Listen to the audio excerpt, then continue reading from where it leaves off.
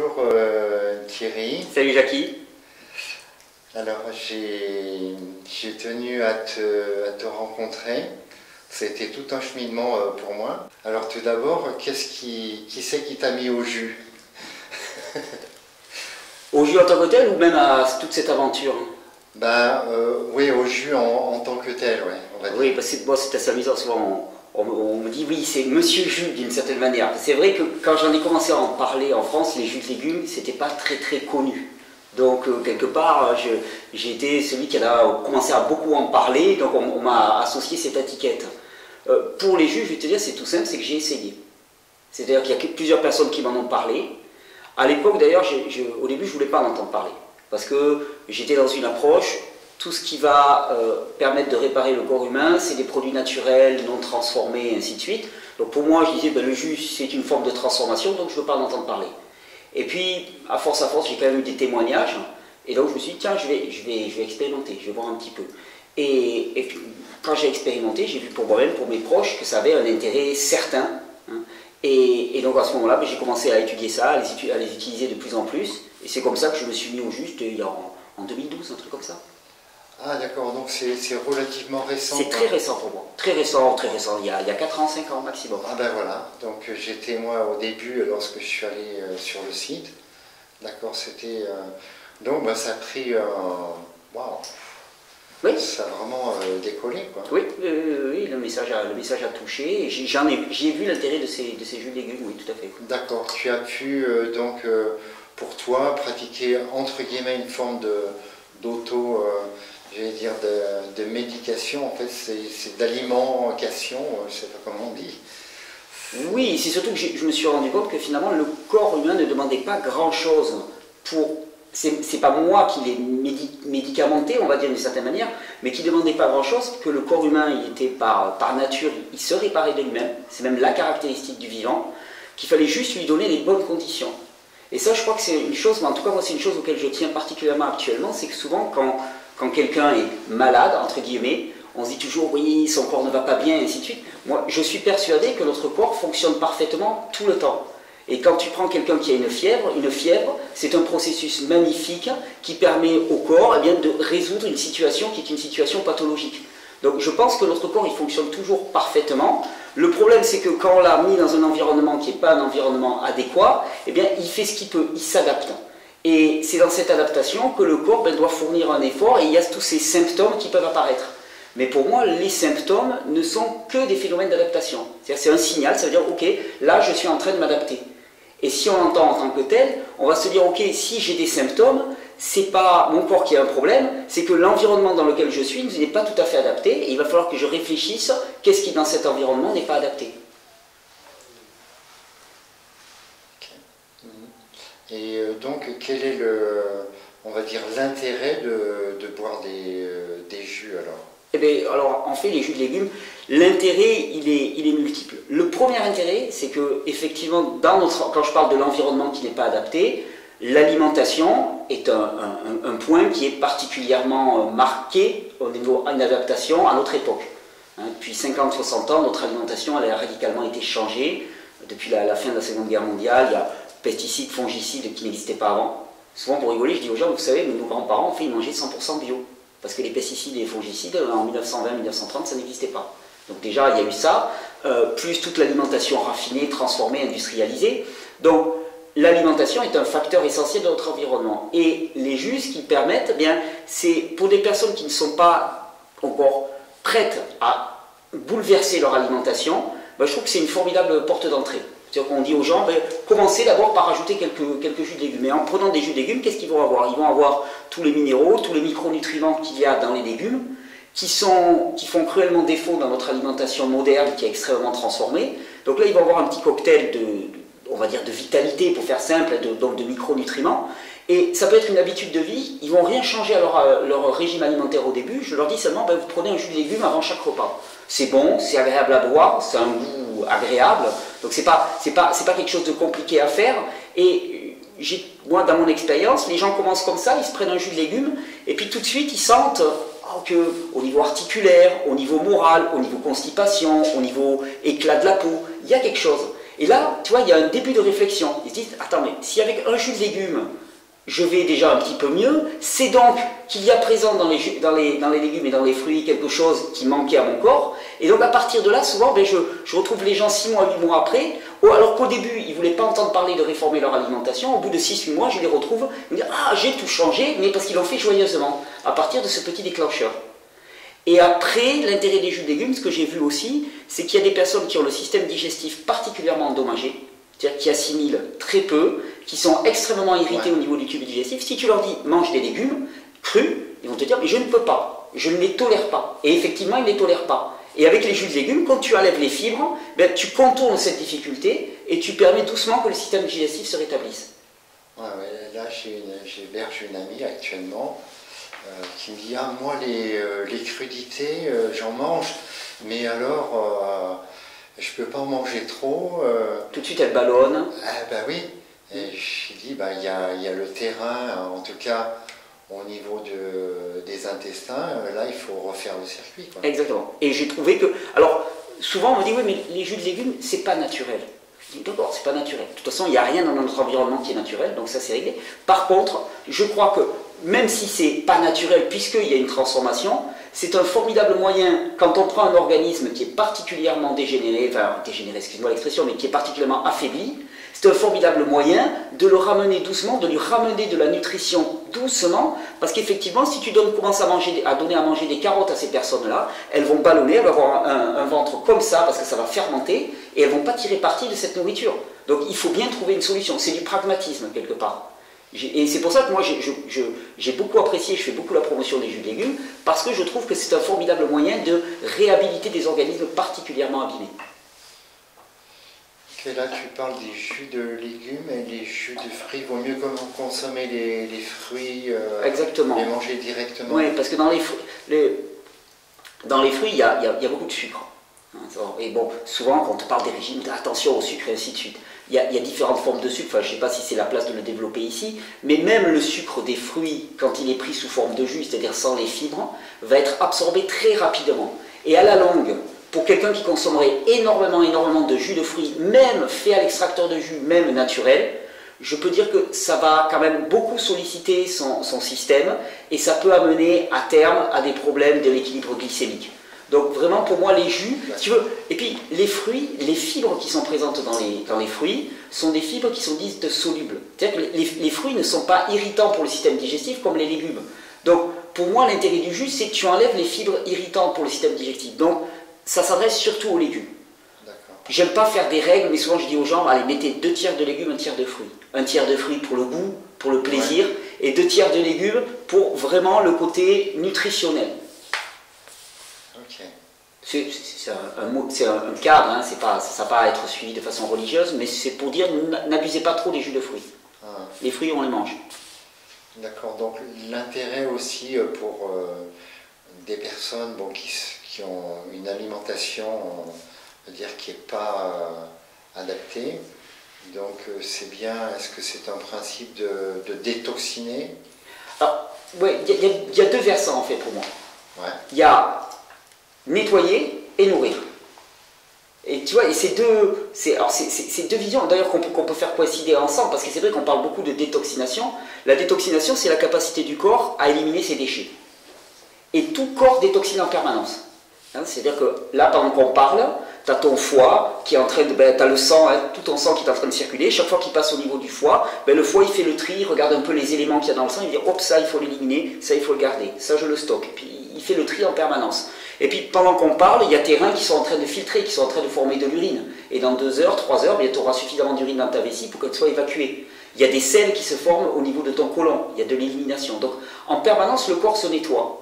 Par contre, ce qui est certain, c'est que s'il est occupé à digérer, par exemple, eh bien, toute l'énergie qui est prise par la digestion n'est pas disponible pour ce nettoyage. Donc, en allant vers une alimentation qui est plus riche en fruits et en légumes, tu as une alimentation qui est moins difficile à digérer, donc tu as plus d'énergie pour permettre au corps de se nettoyer. Mais c'est juste un côté vase communicant. Tu vois, on dit souvent d'ailleurs que le principal facteur de dépense d'énergie dans le corps, c'est la digestion. Ensuite, quasiment à égalité, c'est la cogitation. C'est-à-dire que quand mentalement tu es agité, si Une fois que ces deux points-là sont assurés, il reste un peu d'énergie, ben, c'est disponible pour l'action motrice, pour bouger. Et s'il reste encore un peu d'énergie, eh bien, c'est pour le nettoyage. D'ailleurs, c'est pour ça que quand tu jeûnes, bah, tu digères pas, tu t'agites pas trop si tu es au repos, donc tu as beaucoup d'énergie pour le nettoyage. Ouais, d'accord. Donc en allégeant ton alimentation, tu vas avoir plus d'énergie pour le nettoyage. D'accord. Et les gens qui font des jeûnes et randonnées, Ça nettoie moins. Ça nettoie moins dans l'absolu. C'est pas mal. ouais. Je veux dire, si ton but c'est de nettoyer un maximum, alors tu mets repos digestif, repos mental et repos physique. Ça, si tu veux optimiser. Ah oui, voilà. Ouais. C'est une règle, et c'est marrant parce que c'est là où on touche vraiment les principes.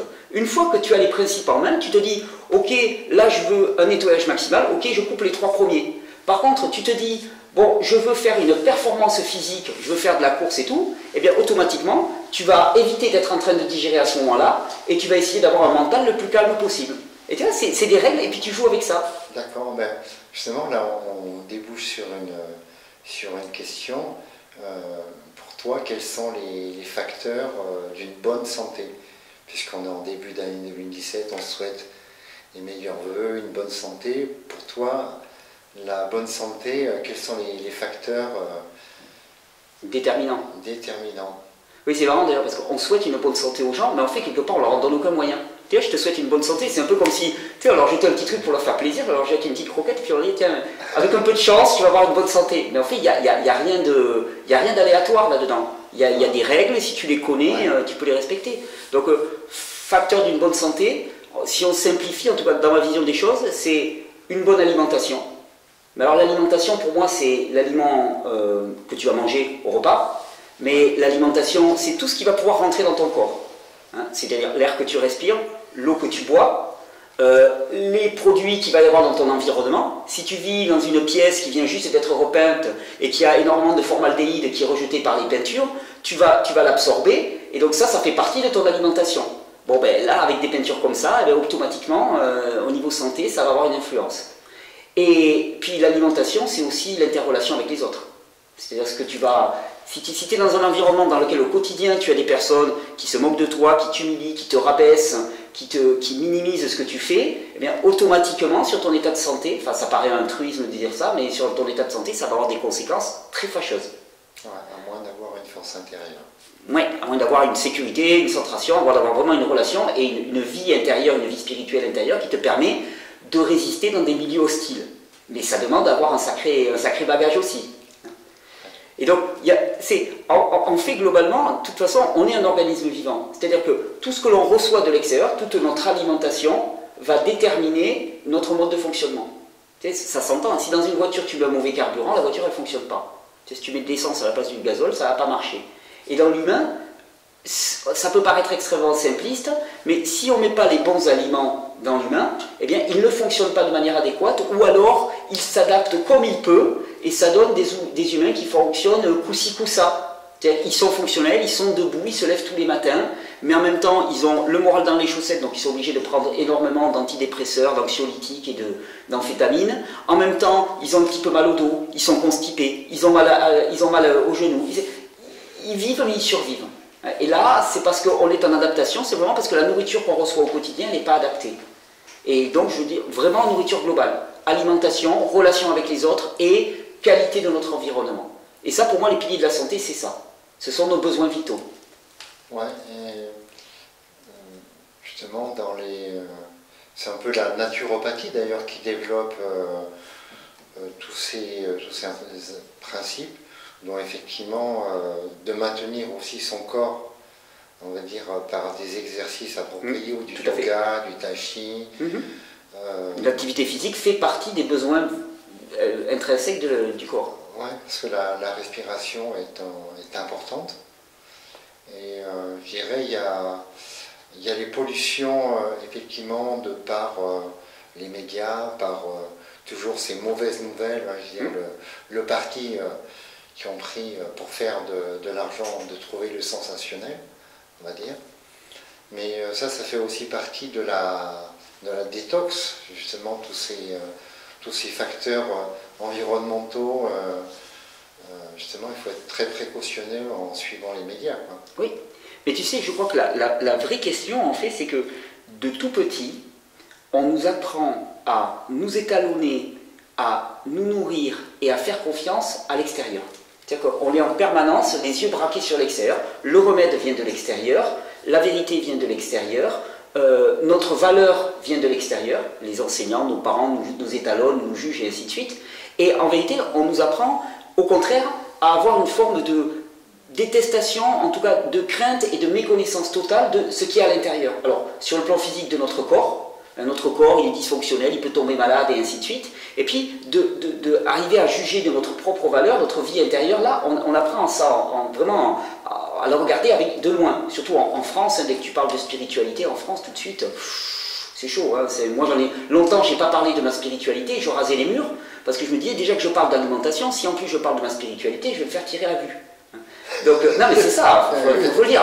En France, sérieusement, si tu n'avances pas avec des études scientifiques validées par je ne sais pas combien de comités scientifiques, tout de suite, tu es un charlatan. Tu es secte, charlatan, gourou. Voilà à peu près ce qu'on dit. Et c'est ce qu'on a dit de moi. Hein. D'ailleurs, je ne suis pas raté. Je me suis dit, c'est bien, je suis dans le bon chemin. Mais on nous a appris en permanence à nous focaliser sur l'extérieur.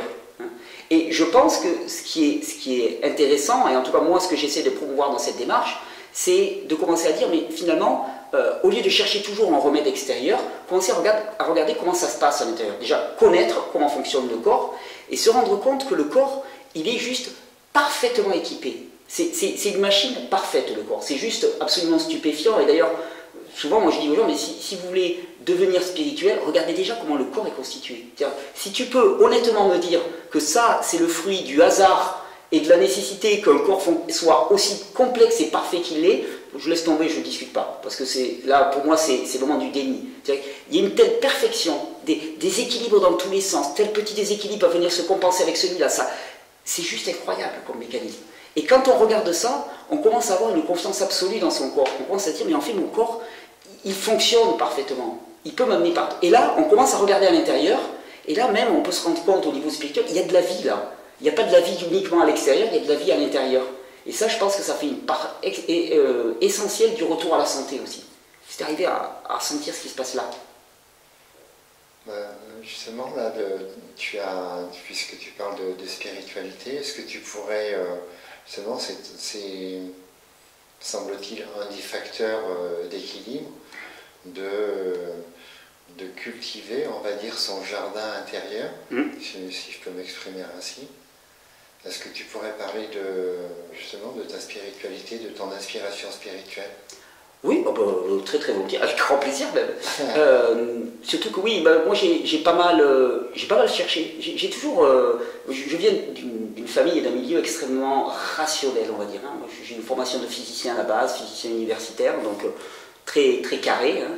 Et puis dès l'âge de 20 ans, j'ai senti que j'avais un appel pour autre chose. J'ai pas mal tourné. J'ai même essayé plusieurs fois de rentrer dans des abbayes à l'époque. Hein. Mais bon, ce que j'y trouvais ne me convenait pas. C'est-à-dire que je trouvais de la religion et j'étais pas à l'aise du tout avec ça. Je trouvais des règles, mais des règles qui me semblaient plus humaines qu'autre chose. Et donc j'ai longtemps recherché, j'ai fait beaucoup d'expériences aussi, je suis allé voir le chamanisme, je suis allé voir toutes les influences spirituelles qu'on peut avoir dans ce monde, et heureusement on a beaucoup d'inspiration spirituelle. Et puis il se trouve qu'il y a quelques années, j'ai eu la chance de rencontrer des personnes qui m'ont parlé de foi sans me parler de religion. C'est-à-dire qu'ils m'ont dit, mais foi et religion, c'est deux choses complètement différentes. Et c'est pas parce que certaines religions se sont emparées de textes sacrés, par exemple, qu'elles ont le droit de les revendiquer pour elles-mêmes et de dire tout passe par nous.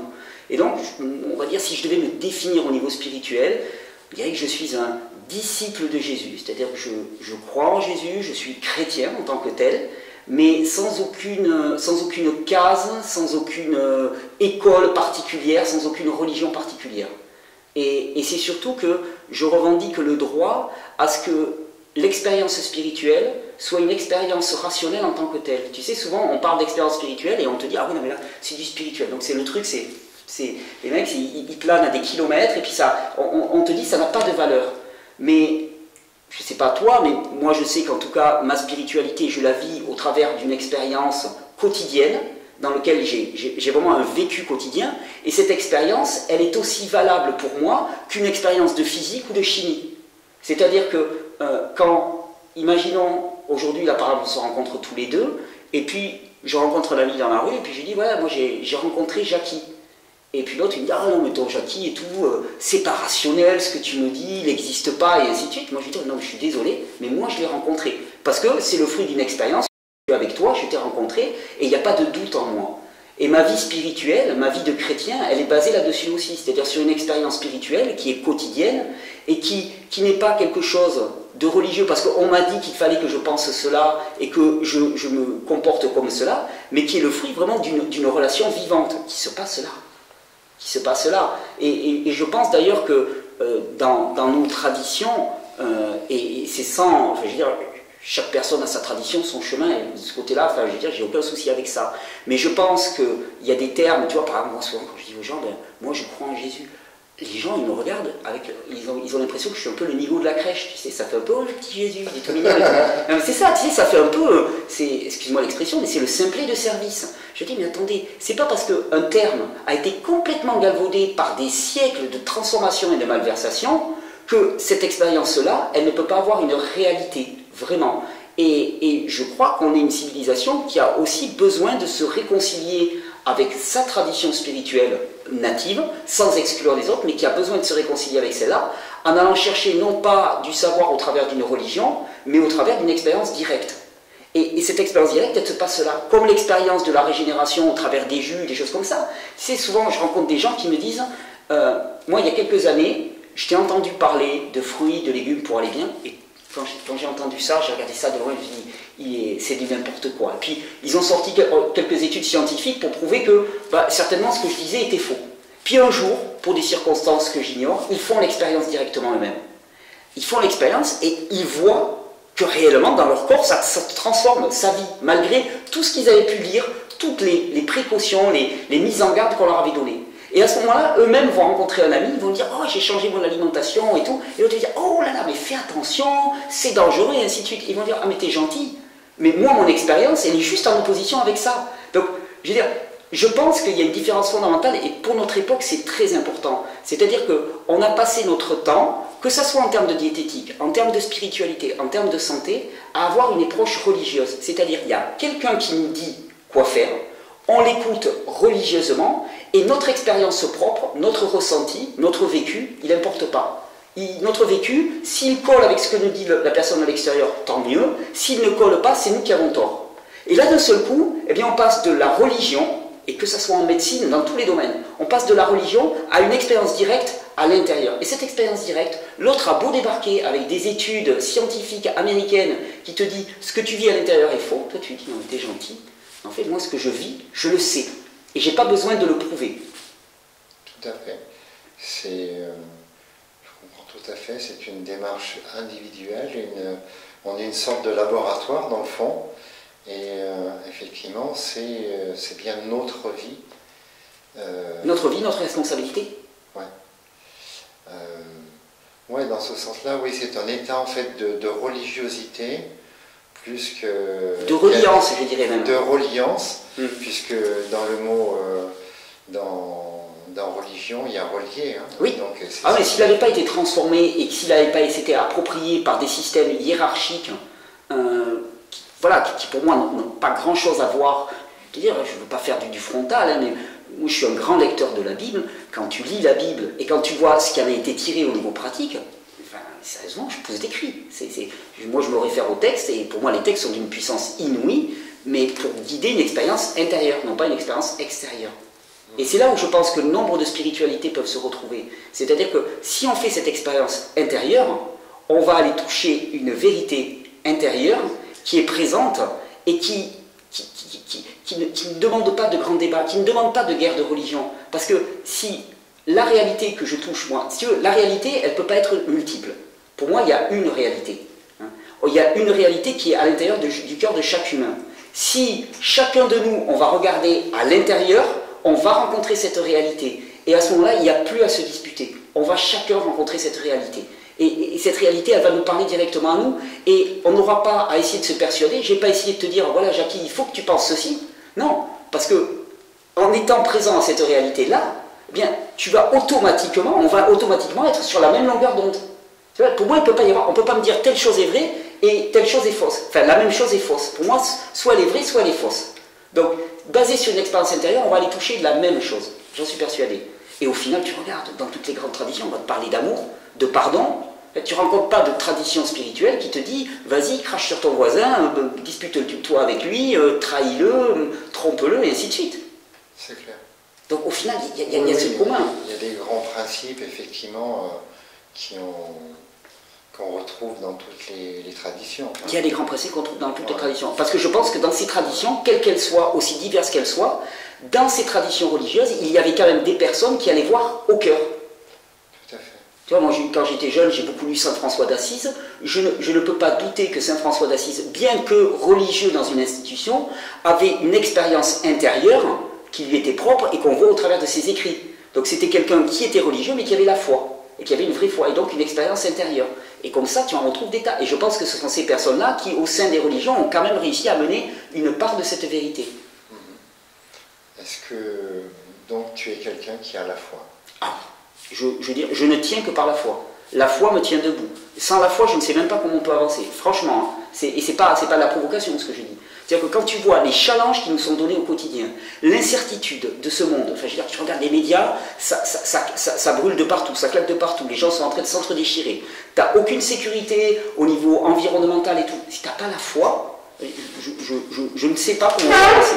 Si tu n'as pas la foi, et si tu n'as pas, en tout cas moi, l'espérance et la conviction que ma vie ne s'arrête pas à ce corps, c'est-à-dire que même si ce corps venait à disparaître, j'ai une vie qui va bien au-delà de ça, sans ça, moi je ne pourrais pas être debout. Donc oui, la foi pour moi est essentielle. Mais d'ailleurs, on fait tout parfois. La personne qui va se mettre à boire des jus, elle le fait parce qu'elle a foi dans le fait que les jus vont aider son corps. On marche tous à partir de foi. Même ceux qui te disent, moi j'ai pas de foi, je suis rationnel, mais qui parlent? Ils croient en la science, ils ont la foi dans la science, ils ont la foi dans l'argent, ils ont la foi dans la politique, ils ont la foi dans leur rôle social, ils ont la foi dans quelque chose. Alors je préfère mettre ma foi en Dieu et en Jésus, moi, plutôt que de mettre ma foi dans l'argent. Ça c'est clair, j'ai choisi mon parti. Ok. Et donc au niveau de tes formations, qu'est-ce que tu proposes dans tes... J'ai vu que tu donnes des formations sur 5 jours, je crois. 6 jours. 6 jours 6 jours, oui. On appelait ça d'ailleurs, c'est très racoleur, on appelait ça 6 jours pour changer de vie. Très marketing, hein, mais bon, faut bien attirer le chaland, hein, comme on dit. Donc voilà, qu'est-ce que les gens viennent glaner, viennent apprendre dans ces formations? Alors c'est amusant parce que je fais des vidéos, je fais beaucoup de vidéos. Et en fait, le contenu théorique que je donne dans mes formations, il est intégralement présent dans les vidéos. Souvent, je dis aux gens, d'ailleurs, à titre de provocation, je leur dis quand ils arrivent, je leur dis, si vous venez chercher plus d'informations que dans les vidéos, c'est raté. C'est raté parce que vous aurez la même chose. Par contre, je le remets en cohérence, ça oui. Mais je pense que la première des choses qu'ils viennent chercher, et ça chaque fois je suis stupéfait de m'en rendre compte, c'est une expérience humaine. Parce que les stages, bien, ils se passent ici, en gros on enregistre. Ici on est limité entre guillemets, donc à chaque fois on refuse du monde, mais on a 90 personnes à chaque coup. Donc ils viennent vivre une expérience pendant une semaine de 90 personnes, et donc d'une richesse d'interaction. Et la première chose qu'ils me disent, en fait on se rend compte que dans notre vie quotidienne, on crève littéralement de ne pas pouvoir discuter, de ne pas pouvoir se livrer, de ne pas pouvoir parler dans un environnement qui est sécurisé. C'est-à-dire que dans leur vie courante, quand ils parlent de ce qu'ils vivent, eh bien, s'ils commencent à se dévoiler, il y a tout lieu qui se prennent un coup sur le nez, qu'on utilise ça à leur dépens. Et là, ils se sentent en sécurité. Et je pense que la première expérience, c'est une expérience de vie en groupe. Et la plupart, quand ils partent, ils me disent, mais pourquoi on ne vit pas ça tout le temps? Ben, j'ai dit, ben voilà, parce que là, vous touchez un truc essentiel, c'est que la vie en groupe fait partie des besoins vitaux des individus. Nous ne sommes pas faits pour vivre seuls, nous sommes faits pour vivre en groupe. Et comme l'alimentation de qualité, un air de qualité, l'eau de qualité sont des besoins vitaux des individus, eh bien, la vie et l'interrelation avec les autres sont des besoins vitaux. Et moi, dans mes cours, j'apprends juste aux gens à leur dire, regardez, on a tel besoin vitaux. Regardez à quel point dans votre vie ces besoins vitaux sont remplis. S'ils ne sont pas remplis, ne cherchez pas plus loin pour savoir pourquoi vous n'allez pas bien. Si vos besoins vitaux ne sont pas remplis, ben, vous ne pouvez pas aller bien. Et faites en sorte d'aller dans le sens de répondre à ces besoins vitaux. C'est-à-dire, on parle de réforme de vie. C'est vraiment un peu... Puis alors, moi de ce côté-là, il J'aime utiliser des termes d'ailleurs qui sont parfois connotés, c'est-à-dire que de par ma tradition, il y a un terme que j'aime beaucoup, c'est la repentance. Repentance, ça veut dire changer de direction. Et j'aime bien ce terme parce qu'il y a une racine grecque qui dit changer sa façon de penser. Et il y a une racine hébraïque du mot repentance qui dit se retourner physiquement. Et donc, j'aime bien ce mot, c'est dire aux gens, vous comprenez que le mode de vie que vous avez actuellement, il vous conduit droit dans le mur. Et vous choisissez de vous retourner, c'est-à-dire de changer de mode de vie, en changeant votre alimentation, changeant votre rythme de vie, changeant vos relations avec les autres, changer de cadre de vie. Parce que, sans être caricatural, si tu comprends que actuellement la vie qu'on te promeut et qu'on te promet, la vie pour laquelle on est formé dès notre plus jeune âge quand on va à l'école, c'est une vie dans laquelle on va se retrouver globalement, pour la majorité des gens, à habiter dans 25 mètres carrés, à respirer un air qui est pollué, à boire une eau qui n'est pas potable, à être épuisé par un travail qui est sursollicitant, à passer la plupart de notre temps assis à la lumière électrique, tu te dis globalement, quand même, le projet qu'on me promet, il me conduit juste à la mort.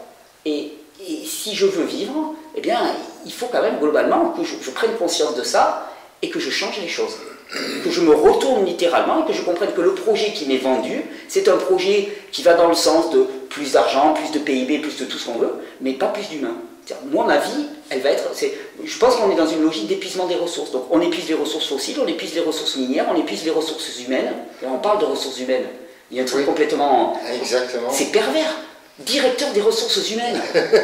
Putain, mais on parle de quoi là?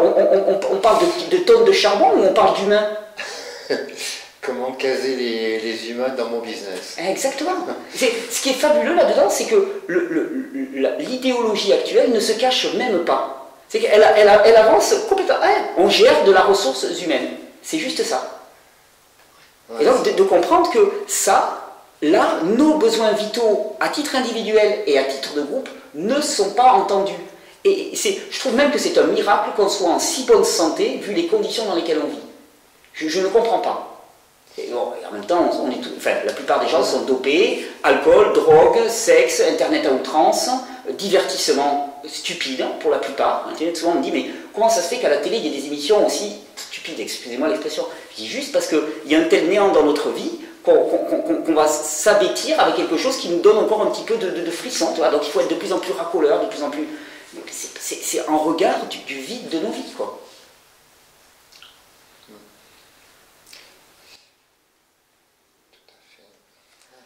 Et on manque d'espoir pour cette époque.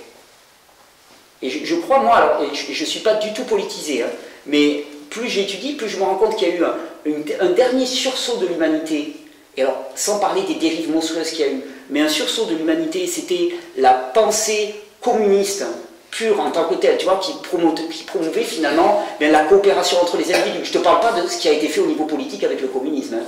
Je ne vais pas faire l'apologie de la Russie soviétique. Mais vraiment, là, il y avait une tentative, quand tu lis des gens comme Tolstoï ou des gens comme ça, tu vois, vraiment une tentative de remettre l'humain au centre. Hein. Et ça a été totalement écrasé avec la Seconde Guerre mondiale, et à ce moment-là, ça a été le productivisme ricanant. Hein. Avec la destruction de l'écosystème, la destruction des humains, antibiotiques, pesticides, alimentation délétère, pression maximale qui est exercée sur les individus dans leur travail, explosion de la cellule familiale, explosion du groupe, explosion du village. On est tout seul à devoir tout porter en ayant une alimentation et un environnement qui est complètement désintégré. Donc on ne peut pas. On ne peut pas. Et on est malade. Et on ne va pas bien. Et on déprime et on est gavé de cachets. On va continuer dans, dans le positif. Oui, excuse-moi, je parle beaucoup. Oui, c'est bien. Tu as été à l'initiative des rencontres de la régénération en juin de l'année dernière. Ça rassemblait 2500, 3000 personnes. Oui, mais il y avait 2000 inscrits, mais il y a eu beaucoup de monde qui s'est rajouté. Et juste une petite remarque, dans ce que je disais tout à l'heure, c'est absolument pas négatif ce que je dis, parce que pour moi, il y a quelque chose de joyeux et de jubilatoire à se rendre compte de ce qui ne va pas, parce que si tu arrives à mettre des mots sur ce qui ne va pas, tu commences à avoir une capacité d'action. C'est-à-dire que si tu te dis, toi, tu es dans ton environnement, puis tu es malade tout le temps, là, tu sais pas d'où ça vient, tu te dis, c'est horrible et tout, ma vie, elle va être ça. Puis si d'un seul coup, tu comprends, ok, je suis malade parce que mon eau, elle est chargée de principes dégueulasses. Bon, ben, tu vas changer d'eau, de boisson. Et si, tu vois, à partir du moment où tu découvres des clés, tu as la capacité à l'action.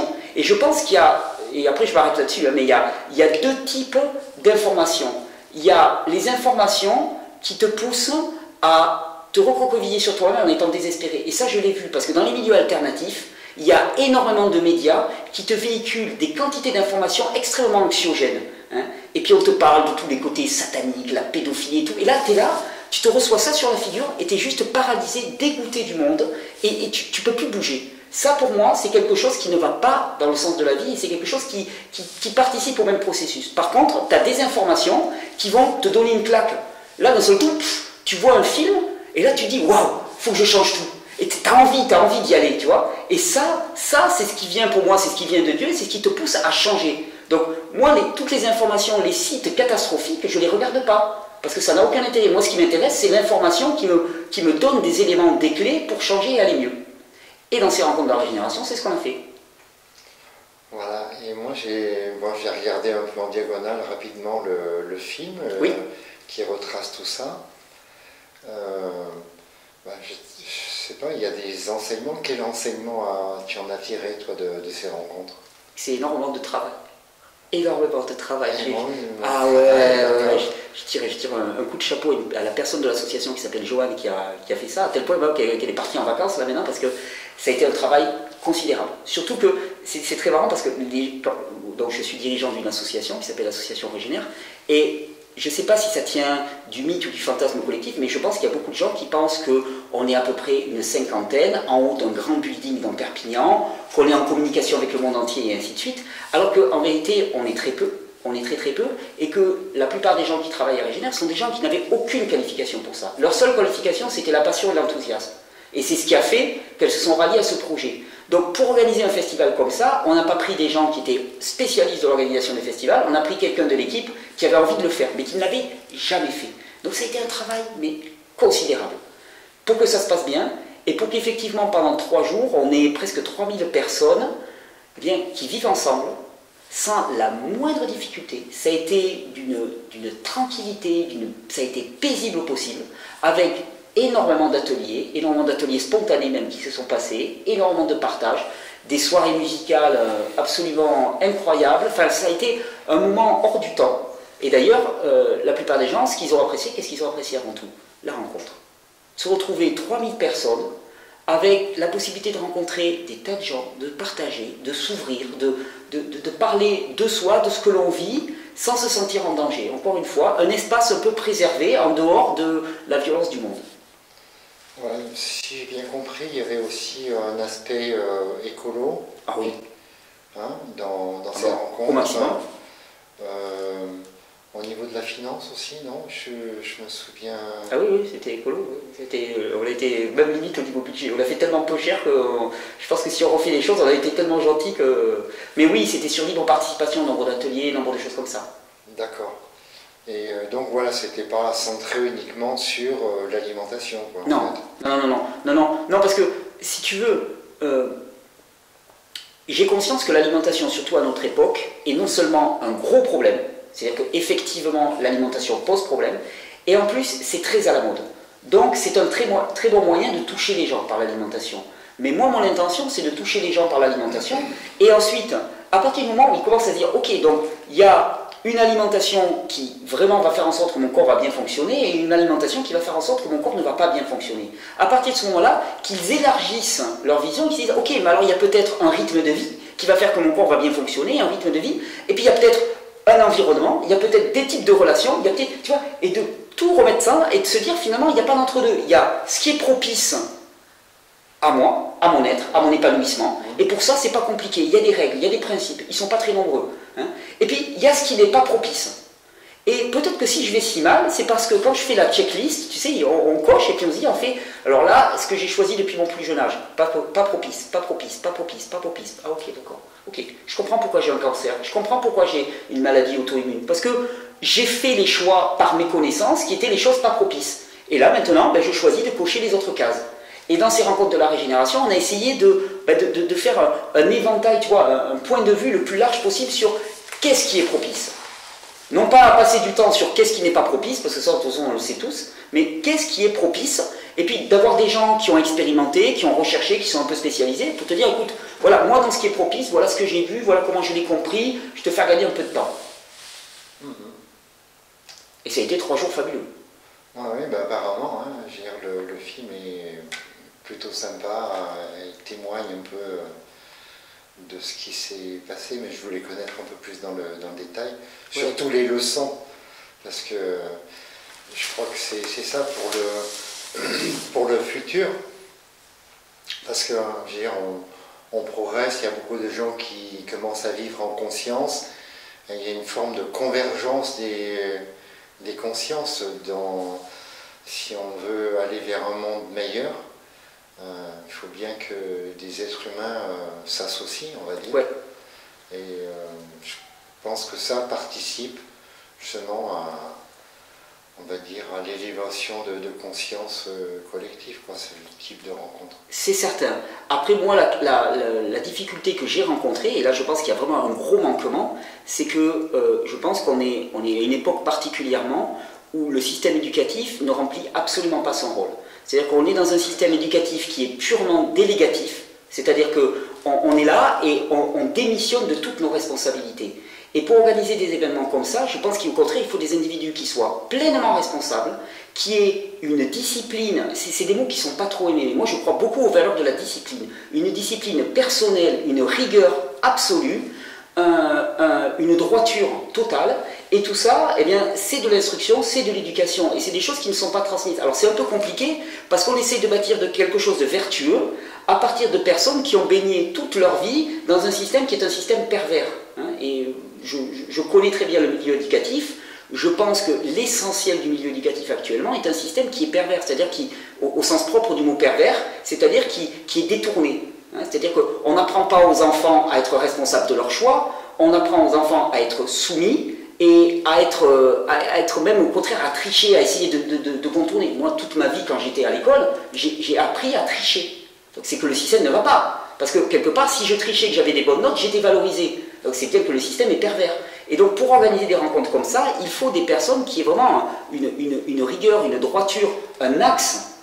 Et cet axe, je pense, quand on parlait de foi, par exemple, de vie spirituelle, je pense que quand on est vraiment en connexion avec ce qui se passe à l'intérieur, eh bien, tout ce qui diverge en nous, rapidement, ça se fait nettoyer. C'est-à-dire que tu ne peux pas te permettre. Rapidement, tu te fais enseigner. Parce que là, de ce coup, c'est plus des enseignants et des modèles qui sont ce qu'ils sont, qui te donnent ta ligne directrice, c'est la vie et la vérité qui est présente à l'intérieur de toi. Et cette vie et cette vérité, elle est totale, et elle te donne ta structure, elle te donne ta droiture.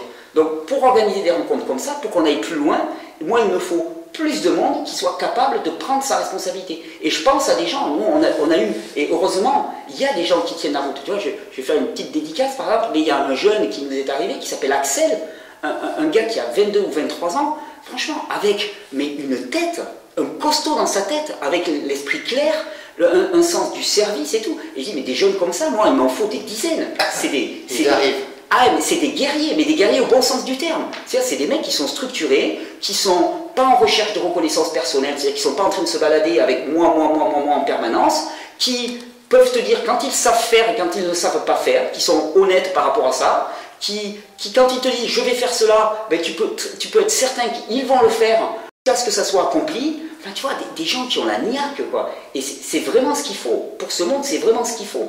Et je pense aussi qu'une partie, moi, de ce que je veux transmettre, c'est de dire aux gens, voilà, il y a autre chose à découvrir que cette culture de la soumission et de la délégation, dans laquelle on est soumis à des conditions extérieures et dans laquelle on est malade. Il y a autre chose. Il y a de la joie à reprendre sa responsabilité, y compris au niveau de sa santé.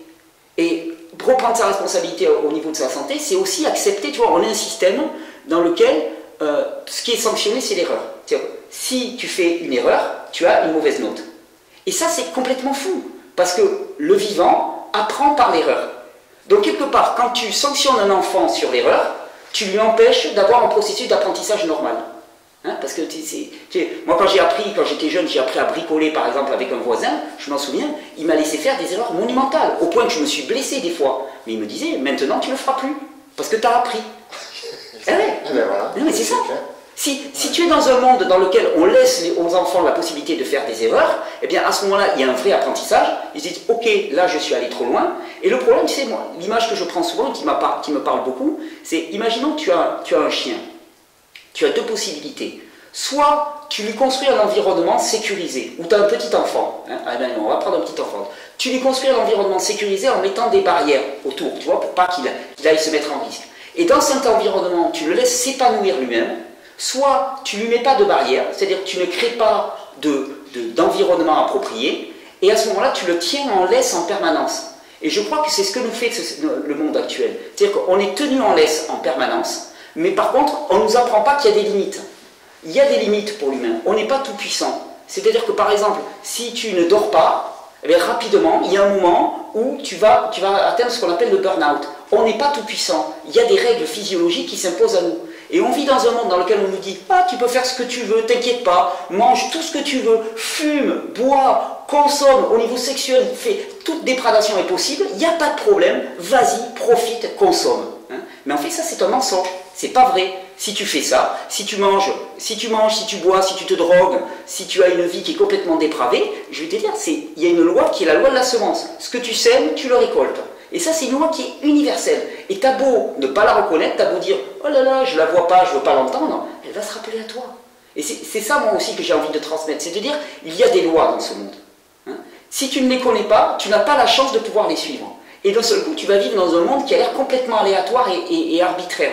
Hein, un coup tu vas bien, un coup tu vas pas bien, puis tu ne sais pas pourquoi. Si tu les connais, tu as le choix de les suivre ou de ne pas les suivre. Par contre, je crois qu'il faudrait être complètement fou pour ne pas suivre des lois qui sont infiniment bonnes pour toi. Si tu sais que ces lois, c'est les lois du vivant, que ces lois, c'est ces lois qui te donnent ton corps, qui te font vivre, à ce moment-là, tu vas choisir de les suivre. Et tu vois, on est un monde dans lequel on dit obéir, enfin moi je viens d'un milieu, tu vois, mauvaise compréhension de la révolution des années 70, obéir, discipline et tout ça, c'est les mots, je ne voulais même pas en entendre parler. Maintenant moi je dis, mais je veux obéir à ces lois biologiques, je veux avoir la discipline, je veux même être soumis à ces lois biologiques, parce qu'elles sont bonnes pour moi. Et que moi si tu me dis, ben voilà, t'as même un maître, mais qui est un maître bon pour toi, ok, tant mieux. Parce que de toute façon pour moi c'est, soit tu vas dans le sens de ces lois-là, soit tu vas contre, et si tu vas contre, eh bien tu te prends un mur. Donc moi j'ai choisi ça. J'ai fait l'expérience de ne pas les suivre. Hein. J'ai fait l'expérience de boire, de me droguer, de ne pas dormir, de vivre de façon n'importe comment. Et à 33 ans, j'étais un mort-vivant. Donc maintenant, je sais ce que ça m'a coûté. J'ai appris par l'erreur. Mais là, je peux te dire que maintenant, c'est vissé. Là, j'ai fait un vrai apprentissage parce que je suis allé au bout de mon erreur. Et à un moment, alors que j'étais au bout de mon erreur, eh bien, j'ai enfin compris, je me dis, ok, je me retourne, je pars dans l'autre direction. Et maintenant, je peux te dire, souvent les gens me disent, ah mais Thierry, tu as un mode de vie, tu n'as pas envie de temps en temps. Je dis quoi? J'ai pas envie de temps en temps de me prendre un rail de coke pour voir si je vais mieux? Ben non. Non, franchement, j'ai pas envie. J'ai pas besoin. J'ai essayé, je sais que ça... la tête dans les murs. Ouais, voilà. J'ai pas besoin de me mettre la tête à l'envers en buvant de l'alcool. J'ai pas besoin, parce que je sais les conséquences. J'ai plus envie de cet état d'ébriété, de nausée au petit matin. Je suis pas contre, moi j'ai fait ce choix-là parce que j'ai expérimenté, j'ai vu ce que ça m'a coûté. Maintenant, j'ai tout autre chose dans ma vie. J'ai une richesse de vie, une richesse relationnelle, une qualité de vie, une qualité de pensée, une présence, un bien-être physique. Mais ça, je veux pas le quitter, quoi. Je suis accro à ça. Je suis accro à me sentir aussi bien. Physiquement, mentalement, moralement, spirituellement, je suis accro à ça. Et donc, j'ai pas d'effort à faire pour rester là-dedans. J'ai pas d'effort à faire parce que je suis bien. Ouais. C'est un chemin, tu vis une forme de chemin d'unité, quoi, en fait. Oui, et puis on rassemble tout, oui, bien sûr. Individu, hein. Ouais. Étymologiquement, ça veut dire qu'il ne peut pas être découpé en tranches de saucisson. Donc on ne peut pas... Souvent, d'ailleurs, c'est l'un des risques aussi. Tu as des gens qui disent, alors, ils sont spécialistes de la bonne santé du corps, et puis à côté de ça, au niveau spirituel et tout, c'est du n'importe quoi. Donc je crois, on est un tout. Corps, âme, esprit. Et les trois doivent avancer ensemble. Hein. Si tu laisses, c'est comme les gens très spirituels qui laissent leur corps complètement à la dérive. Bon, ben, ils sont très spirituels, mais ils meurent à 60 ans. Alors, c'est dommage. Après, il y a une vie après et tout ne s'arrête pas au corps, mais c'est dommage. Oui, c'est clair, oui, c'est vrai. On peut vivre dans ce monde en étant en bonne santé. Voilà. Et c'est plus agréable. On peut être très spirituel avec un corps qui fonctionne très bien, et c'est le top. Ouais. Ouais, c'est sûr que ce qui concerne la conscience, à la limite, peu importe de ce qu'on fait avec son corps, il vaut mieux l'aimer, quoi, de préférence. Bah oui, vu qu'on est dedans, là, pour un petit bout de temps. Hein. Ouais. J'ai connu la souffrance physique, mais vraiment extrême, je pense que beaucoup de gens. Mais vraiment, j'ai connu la souffrance physique extrême. Franchement, j'étais pas plus spirituel parce que je souffrais physiquement. Ça, franchement, je suis pas d'accord avec cette allégation. Donc, pour moi, il n'y a aucune vertu à la souffrance physique, à part que pour certains individus qui sont vraiment bornés, il faut aller très loin dans la souffrance physique jusqu'à se dire, ok, là, vraiment, il y a un problème. Mais pour moi, la maladie n'est pas une bénédiction. Par contre, parfois, au cours de la maladie, on peut avoir cette chance de se retourner. Mais la maladie, c'est une souffrance, et la souffrance, c'est pas quelque chose de positif. Mais ça peut nous permettre de changer. Ouais. Oui, ça ne donne que des signaux, ouais. Symptômes. Signaux d'alarme. Symptômes. Si je prends un couteau, que je commence à mettre le couteau contre la peau, là, je vais commencer à avoir un petit peu mal. Si je n'entends pas cette douleur et que je continue à enfoncer, il y a un moment où je vais commencer à m'enfoncer le couteau au travers de la peau. Ça va saigner. Si je ne l'entends pas, il va falloir pousser encore plus. Mais il y a un moment où ça va me faire tellement mal que je vais quand même en faire comprendre qu'il faut que j'enlève le couteau. Ouais. Et pour certains, il faut aller très loin. Ouais. J'en faisais partie, donc je suis allé très loin. Ok, est-ce que tu as pour le futur, tu as un souhait, une vision? Est-ce que tu as, je sais pas, on va dire que tu as lancé une flèche et... Alors, si je veux vraiment être honnête, strictement aucune. Super. Non, strictement aucune, parce qu'en fait, j'ai appris à me rendre compte que tous les projets que je concevais moi-même intellectuellement, la plupart du temps, c'était plutôt laborieux et c'était des fiascos. Donc j'ai arrêté. Je suis quelqu'un de très croyant, j'ai une grande foi, donc je pratique énormément la prière. Et l'inspiration, je ne vais pas la chercher là, je vais la chercher là. Et donc, mon espérance pour le futur, c'est ce qui naîtra au fur et à mesure à ce niveau-là. Et tu sais, je suis un peu comme un spectateur qui est dans une salle de cinéma, qui a longtemps cru que c'était à lui de tourner le film, hein, et puis finalement qui réalisait des navets de seconde zone, et puis qui un jour s'est rendu compte que dans son dos, il y avait un super réalisateur, hein, et qui n'attendait que de prendre la caméra. Et là j'ai dit, ok, je m'assois dans la salle avec humilité, et je vais regarder ce que tu vas me projeter comme un film. Et là je suis en train de regarder le film, et je me dis, waouh. Puis pour l'instant le film il est pas mal, parce que je fais un métier, tu vois, moi à 33 ans j'étais un mort-vivant, littéralement. Enfin je veux dire, je faisais 30 kilos, j'étais dans une chaise roulante, les médecins m'ont donné quelques jours à vivre, j'étais mourant. Mais là je me retrouve à 43 ans, j'ai une activité qui me plaît, hein. Je suis marié, je vais être bientôt papa, je m'occupe de plusieurs enfants, j'ai une vie super épanouie, j'ai une équipe, je fais une activité qui me plaît. Donc tu vois, à partir de 33 ans, j'ai décidé de lâcher la caméra et de me mettre dans la salle. Avant 33 ans, le film il était pourri, après 33 ans, le film il est plutôt agréable, je n'ai pas l'intention de remonter à la caméra. Et j'ai envie même de descendre au dernier rang de la salle pour surtout ne pas être tenté de remonter à la caméra. Et de me laisser guider par ça. Donc on verra ce que c'est. On verra ce que c'est, j'ai aucune vision. Et je peux te dire que du jour au lendemain, si je sentais l'impérieuse décider d'arrêter ce que je fais, parce que ça n'a plus de sens, j'arrêterai du jour au lendemain. J'ai aucun problème avec ça. Parce que je saurais que, puisque ça vient de là, s'il m'est demandé d'arrêter, c'est qu'il y a quelque chose d'autre qui est prévu où je dois aller. Et qu'il n'y a aucune négativité là-dedans. Tu vois ce que je veux dire? Souvent on a peur de lâcher les choses parce qu'on n'a pas confiance. Mais moi, à partir du moment où ça vient de là et non pas de mon mental, à partir du moment où je sais vraiment que c'est la parole de Dieu en moi et que son vouloir est bon pour moi, je trace. Je trace. Parce qu'à partir du moment où je lui ai donné les clés, depuis 10 ans ou 12 ans quasiment, ma vie c'est juste fabuleux par rapport à ce que je vivais avant. Donc j'ai aucune raison de reprendre les clés. Hein. Ça serait de la folie. C'est clair. Folie furieuse. Donc aucun plan. Zéro plan. Super. Et c'est joyeux, je trouve. C'est bien, c'est quelque part vivre le moment présent. Oui. D'une certaine manière. Oui, mais parce que je pense que de toute façon, le reste, de toute façon, nos inquiétudes, nos projections et ainsi de suite, enfin, je veux dire, tu sais, il y a un proverbe qui dit, si tu veux faire rigoler Dieu, parle-lui de tes projets, hein, parce que franchement, tes projets à toi, tu dis... Non, mais tu sais, c'est un peu comme quand les gamins viennent me voir, ils me disent, bon, cet après-midi, je veux faire ça, je veux faire ça, je veux faire ça. Je leur dis, ok, d'accord, mais bon, on a aussi des contraintes familiales et tout, et il va falloir que vous rentriez dedans, s'ils sont bien jolis, vos projets, je les entends. Mais bon, voilà, ton vouloir, il n'est pas tout puissant. Et donc, ouais, moi j'attends de voir, je te dis, je suis comme un spectateur. J'attends de voir, je fais connaître mes besoins, c'est-à-dire que dans la prière, je prie, je dis voilà, moi j'aimerais ça, mais si telle est ta volonté, c'est tout, moi la mienne. Et c'est pas une façon de parler, c'est vraiment, là aussi c'est une expérience directe. Tu as préfacé un ouvrage écrit par Éric Derge qui va sortir au mois de mars. Ça s'appelle Hygiénisme et alimentation vivante. Oui. Alors, un peu en avance, est-ce que, si tu as préfacé, c'est que tu as lu en grande partie cet ouvrage, est-ce que tu pourrais en dire quelques mots? Oui, je n'ai pas préfacé quelque chose que je ne connaissais pas, je le connaissais d'autant plus qu'à la base, je tiens à saluer Eric, et Eric voulait qu'on écrive ce livre à deux pour me permettre de passer à la phase d'écriture. Parce que je suis quelqu'un, je souffre encore de beaucoup de représentations par rapport à moi-même, et comme la plupart des représentations souvent qu'on a par rapport à soi-même, elles sont relativement négatives, je me définissais comme quelqu'un d'incapable d'écrire un livre. Donc Eric m'avait dit, écoute, moi, je suis spécialisé, enfin j'ai de l'expérience dans l'écriture de livres, donc eh ben, je vais t'aider, on va le faire à deux. Hein. Et puis, c'était pas le moment, c'était pas le bon tempo pour moi. Eric avait besoin d'une rigueur que je n'avais pas encore. Maintenant, je vais commencer à l'avoir, donc je vais me lancer dans la phase d'écriture. Mais à un moment, j'ai vu que ça collait pas au niveau de nos rythmes, que Eric était pas en souffrance, mais je veux dire que c'était pas bon pour lui, c'était pas bon pour moi. Donc, d'un commun accord, on s'est dit, non, écoute, moi je lui ai dit, t'as suffisamment de matériel. En plus, il avait déjà tellement partagé. Je lui ai dit, mais t'as pas besoin de moi pour faire ce livre, t'as déjà tout. Il a une super expérience. Donc, il a écrit ce livre, et moi, j'ai pas écrit grand-chose. Par contre, j'ai lu tout ce qu'il a fait. Et sa démarche, je l'ai vraiment soutenue, parce que je pense que c'est la première fois, là aussi, qu'il y a quelqu'un qui va faire une réflexion sur l'alimentation en particulier, qui n'est pas une réflexion dogmatique. Il n'a aucune école, il n'a aucune religion à vendre. Il n'est pas là pour faire la promotion du végétarisme, il n'est pas là pour faire la promotion du crudivorisme, du macrobiotisme, du machin-chosisme. Il est là pour rien. Il est là pour dire, voilà comment fonctionne le corps, voilà différentes approches, voilà ce que ça fait sur le corps.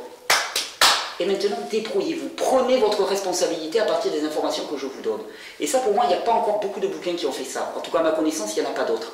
Et là, Eric, il a réalisé une vraie prouesse. Et il a ce côté, Eric, que j'apprécie beaucoup. Comment dire? Il peut arriver à écrire quelque chose sans être pris dans son émotionnel. C'est-à-dire qu'il peut même être capable d'étudier quelque chose avec lequel il n'est pas en accord par simple rigueur scientifique. Et ça, pour moi, c'est quelque chose d'exceptionnel, et c'est vraiment ce que j'ai reconnu dans son livre. C'est-à-dire qu'il est allé étudier des approches alimentaires avec lesquelles il n'était a priori pas du tout en accord. En se disant, s'il y a des gens qui ont adopté ça, ils sont peut-être pas complètement idiots, allons voir ce qu'il y a d'intéressant là-dedans, allons décortiquer. Et donc il a fait un manuel qui est un vrai manuel de clés, non pas de recettes, mais de clés, de principes, dans lequel il donne les principes du corps, et il dit à chacun après, allez vous responsabiliser en faisant votre expérience à partir de ces informations, qui sont des informations qui ne peuvent pas être discutées. Et tu vois, c'est ça qui est intéressant, c'est-à-dire que dans notre monde, on passe notre temps à partager et à discuter sur des recettes. Et chacun a son opinion. Moi je pense ceci, moi je pense cela. Et souvent, moi j'ai tendance à dire, et de plus en plus, en fait, mon opinion et l'opinion des gens, quelque part, moi j'en ai pas grand-chose à faire. Ça ne m'intéresse pas l'opinion des gens. Moi ce qui m'intéresse, c'est quels sont les principes sur lesquels ça se base. Parce que ces principes-là, ils sont indiscutables. C'est cette vérité qu'on a présent chacun à l'intérieur de nous. Hein. Ces principes-là, si tu me parles des principes, là on s'entend. Après, les recettes,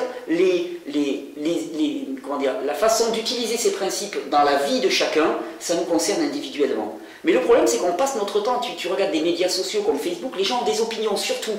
Hein. Moi je pense ceci, moi je pense cela. Ok, d'accord. Moi ce qui m'intéresse, c'est à partir de quoi tu as fondé ton opinion. Dis-le-moi. Parce que ça m'intéresse. Mais ton opinion, en tant que telle, je m'en moque. Et là, avec le livre d'Eric, on va réellement non pas sur une opinion, il ne te dit pas tu dois manger ceci, tu dois faire cela, il te dit voilà les grands principes qui régissent le fonctionnement du corps humain. Et c'est ce que j'essaie de faire aussi dans mes vidéos. Donc c'est avec grande joie que je l'ai préfacé, parce que c'est vraiment quelque chose dans lequel je me reconnais totalement.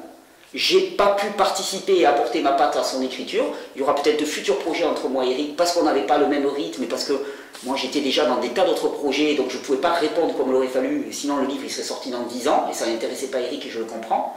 Mais c'est pas une préface de convenance que j'ai fait, c'est une préface de cœur d'un livre que je connais très bien, que je soutiens totalement.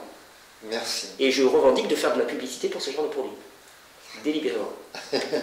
C'est important, ça, parce que des fois on parle de la pub comme quelque chose de négatif. Je fais volontiers de la pub pour des gens et des personnes auxquelles je crois totalement. C'est bien, nous sommes en accord. Je sais aussi quelle rigueur vous apportez dans votre démarche. Bon, eh ben, merci pour ce moment partagé. Merci Jackie, merci beaucoup. Merci de t'être déplacé jusqu'ici. Bonne journée.